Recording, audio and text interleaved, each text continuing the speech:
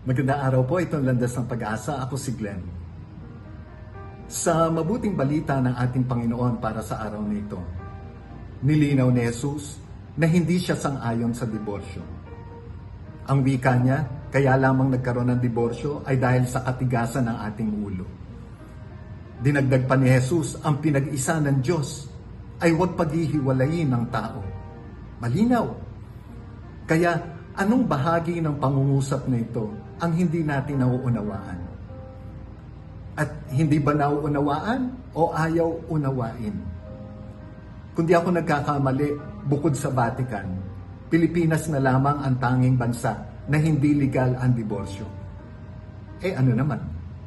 Malalim ang kahulugan yan para sa pananampalataya nating mga Pilipino. At para sa mga kumikilala kay Jesus bilang Panginoon at Diyos, hindi kasi mahalaga kung pabor o hindi pabor ang mayorya sa diborsyo. Para sa isang Kristiyano, ang hindi pag-asang-ayon ni Jesus sa diborsyo ang dapat tatapos sa lahat ng pagtatalo. Hindi sang-ayon si Jesus sa diborsyo dahil para sa kanya, ang kasal, ang pagsasama ng mag-asawa ay sagrado. Gaano kasagrado? Sukat ihalin tulad ni Jesus ang kanyang sarili bilang wedding groom. At tayo, ang kanyang simbahan, ang wedding bride. Ano sa palagay natin ang gusto niyang sabihin? Na bagamat madalas natin siyang pinagtataksilan at nagagawa ng kamalian, hindi niya tayo iiwanan. Nalayasan man natin siya ng paulit-ulit, patuloy niya tayong hahabulin at susuyuin, hindi didiborsyohin. Ang pag-aasawa ay pagsasakripisyo, hindi pa nga Ang pag-aasawa ay pag-aalay ng buhay. Hindi pa ba ito pinatunayan sa atin mismo ni Kristo? Nag-alay siya ng kanyang buhay para sa kanyang minamahal, ikaw at ako. Ang pag-aasawa ay ipinaglalaban, hindi pinagsasawaan. Hindi tayo pinagsawaan ng Diyos, hindi ba?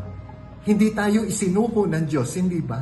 Ipinaglaban niya tayo sa kabila ng lahat. Kaya sa mga single dyan, magdasal muna bago manligaw. Magdasal muna bago magpaligaw, hindi puro yung pagpapakyut. Sa umpisa pa lang, isama na agad ang Diyos. Pag yung nanliligaw sa'yo o yung nililigawan mo ay malayo sa Diyos, ilapit mo sa Diyos. Pag ayaw lumapit sa Diyos, hanap na agad ng iba. Dahil baka yan ay vampira. Ang sabi sa 1 John 4:16, ang Diyos ay pag-ibig.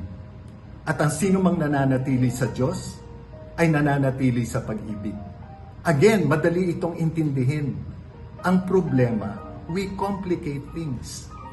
Kung naglaho ang pag-ibig, sinong lumayas? Ang Diyos o ang tao?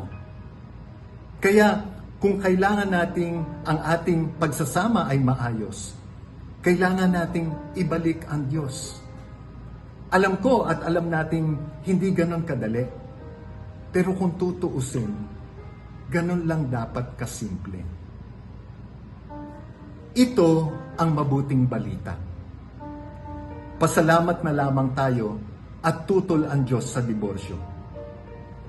Dahil hindi ko lubos maisip kung ano ang ating sasapitin kung makikipagdiborsyo ang Diyos na bumubuhay sa atin. Amen. Ipasa ang Pag-asa, click na po ang share. Ang salita ng Diyos ay mabuting balita, higit na nagiging dakila kung iyong ipapamalita. God bless.